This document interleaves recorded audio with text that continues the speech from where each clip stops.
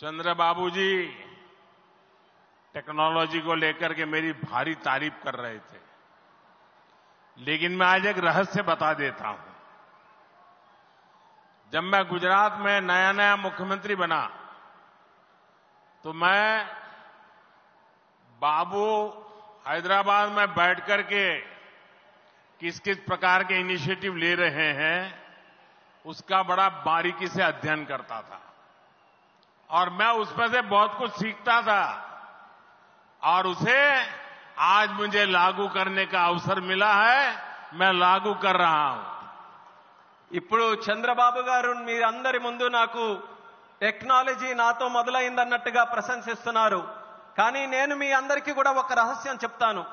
నేను సరికొత్తగా ముఖ్యమంత్రి అయినటువంటి రోజుల్లో గుజరాత్లో ఉన్నప్పుడు అప్పుడు చంద్రబాబు నాయుడు గారు ఆంధ్రప్రదేశ్లో హైదరాబాద్లో ఐటీని ఏ రకంగా డెవలప్ చేస్తున్నారో నేను క్లోజ్గా అబ్జర్వ్ చేసి అధికారులను కూడా పెట్టి అబ్జర్వ్ చేయించి ఆ రోజు నేను చాలా దగ్గరగా తెలుసుకున్నటువంటి విషయాలు మళ్ళీ తిరిగి ఈ రోజు ఆంధ్రప్రదేశ్కి వచ్చి మళ్ళీ మీ అందరి ముందు ఈ రోజు నేను చేయగలుగుతున్నానన్నది తెలియజేస్తున్నాను.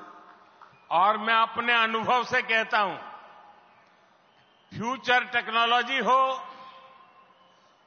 बहुत बड़े स्केल पर काम करना हो और जल्दी से इसे जमीन पर उतारना हो तो वो काम चंद्रबाबू उत्तम से उत्तम तरीके से कर सकते हैं. అలాగే నా అనుభవంతో చెప్తున్నాను.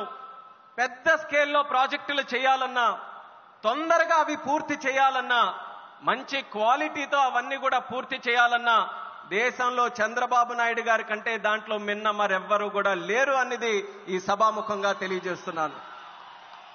साथियों, 2015 में मुझे प्रजा राजधानी का शिलान्यास करने का अवसर मिला था. बीते सालों में केंद्र सरकार ने हर प्रकार से अमरावती के लिए मदद दी है.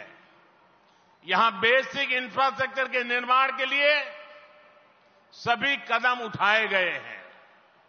अब चंद्रबाबू गारू के नेतृत्व में राज्य सरकार बनने के बाद सारे ग्रह जो लगे थे अब हट गए हैं.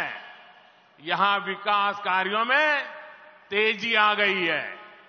हाई कोर्ट, विधानसभा, सेक्रेटेरिएट, राजभवन, ऐसी कई जरूरी बिल्डिंग बनाने के कामों को भी प्राथमिकता दी जा रही है.